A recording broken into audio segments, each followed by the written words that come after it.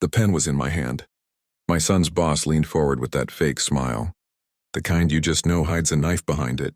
I was about to sign the contract when suddenly, one of my son's colleagues grabbed my wrist and whispered, "Don't sign anything. Just run." My heart nearly stopped. What was I about to walk into? And why was everyone so desperate to trap me? Welcome to Revenge with Fatik. If you've ever been tricked, betrayed, or underestimated, and wished you could turn the tables, this story is going to hit home. Don't forget to hit like, subscribe, and buckle up. Because the ending? Oh, it's pure poetic justice. I'm a simple man. My son had just started working at a mid-sized company. Nothing huge. But he was proud of finally landing a job after years of struggling. And as a father, I was proud too. A few weeks later, he told me his boss wanted to meet me. "Dad," he said, "Mr. Harris thinks you could help with something important. They need someone trustworthy." I didn't suspect a thing.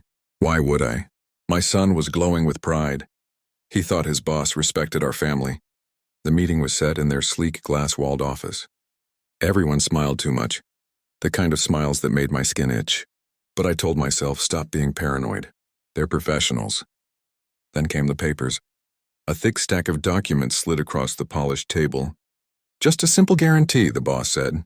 "Since your son is new, we need a family member to co-sign this project." Nothing to worry about, just a formality. But here's the thing. The numbers on those papers weren't small. They were massive. Zeros piled on zeros. It didn't feel like a formality. It felt like a noose. I hesitated. My pen hovered over the line. That's when Mr. Harris leaned in, lowering his voice. "If you don't sign, your son's future here may not go very far." My stomach dropped. That was it, the mask slipped. They weren't asking. They were threatening.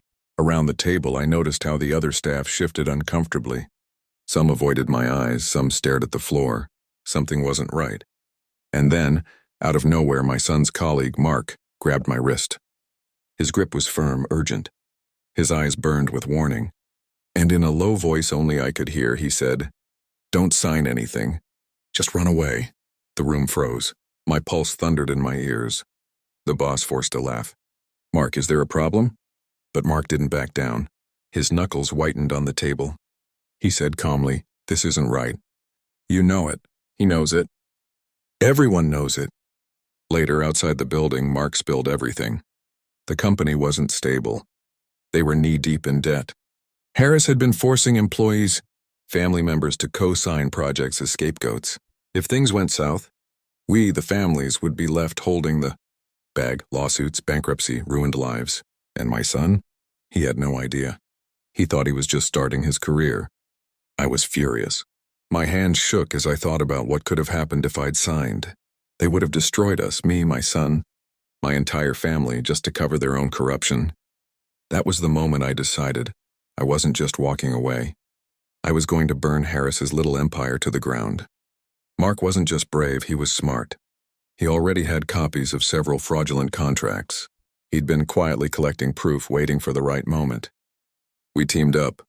Night after night, he slipped me documents, recordings, even emails where Harris openly joked about milking the rookies dry. I took the evidence straight to a lawyer. At first, he thought I was exaggerating. But when he flipped through the files, his eyebrows shot up. "This isn't just unethical," he said. "It's criminal." Instead of storming into Harris's office, I played along. I told my son to act normal, smile, work hard, pretend we were still considering the deal. Behind the scenes, my lawyer coordinated with regulators, finance inspectors, even the press. Harris thought he was untouchable. He had no idea the clock was ticking. The day came. Another meeting was called. Harris pushed another contract toward me, smug as ever. But this time, I didn't bring a pen. I brought backup. 2 men in dark suits walked in behind me. Inspectors. "Mr. Harris," one said, "we need to talk about your paperwork." The color drained from his face. He stammered, This is a mistake. Some kind of mix-up." But then the cameras came out. The inspectors revealed the evidence line by line. Employees peered in from the hallway, whispering. His empire of fear was crumbling in real time. My son sat straighter than I'd ever seen him, pride burning in his eyes. And me? For the first time that day, I smiled. Harris lost everything.